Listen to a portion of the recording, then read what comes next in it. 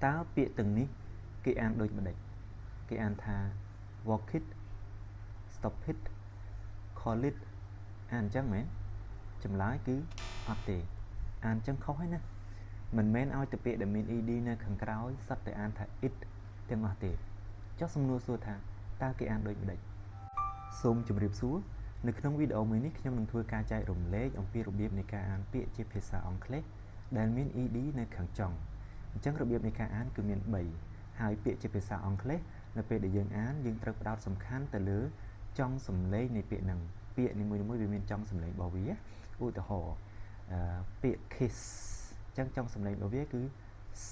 អញ្ចឹងយើងត្រូវផ្ដោតសំខាន់ទៅលើចុងសំឡេងទាំងអស់ហ្នឹងតោះអញ្ចឹងយើងទៅមើលរបៀបអានទាំងអស់គ្នារបៀបទី1ប្រសិនបើចង់សំឡេងនៃពាក្យហ្នឹងវាមានរំញ័រដែលយើងហៅថាជា vibration ឬក៏ជាប្រភេទ voiced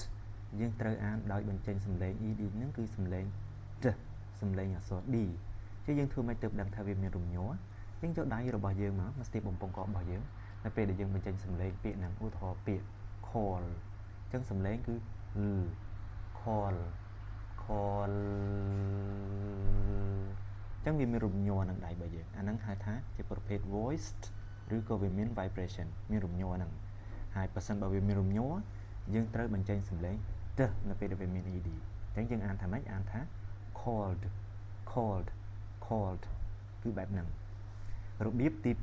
2ប្រសិនបើវាអត់មានសំឡេងរំញ័រទេឧទាហរណ៍ដូចជាពាក្យ kiss អញ្ចឹងសំឡេងចុងក្រោយគឺយកដៃស្ទាបមកមានរំញ័រអត់គឺអត់មានរំញ័រទេអាហ្នឹងគេហៅថា voiceless